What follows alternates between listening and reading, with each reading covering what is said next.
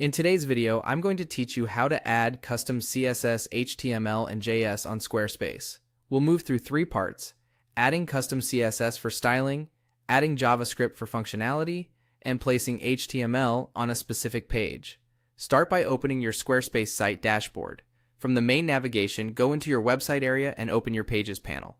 This is your hub for page management, but it also gives you access to the tools we need for custom code. Inside the Pages area, look for the Custom Code section and open it.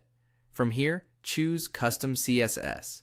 This is where you can paste any CSS that changes the look and feel of your entire site. Paste your CSS into the editor. You'll typically see a live preview on the right or in your Site Preview tab, which makes it easy to confirm spacing, colors, and typography updates as you go. Keep your CSS organized with clear comments and test on a couple of different pages so you know it applies consistently. Next, return to your Pages panel and open Custom Code again, this time selecting Code Injection. This tool is designed for scripts that need to load across your whole site. Paste your JavaScript into the appropriate field. As a best practice, place scripts that don't need to run immediately in the footer area so they load after your content, helping performance. If you're adding third-party widgets or analytics snippets, this is the right home for them. After pasting, check a page preview to ensure there are no console errors and everything behaves as expected. Finally, let's add HTML to a single page. Open the page you want to edit and enter editing mode.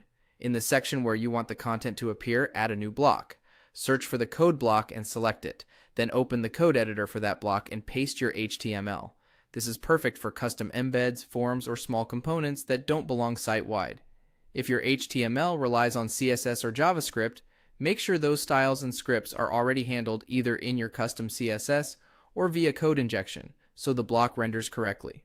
Take a moment to review your page, switch between desktop and mobile views, and confirm that your styles, scripts, and HTML are working together.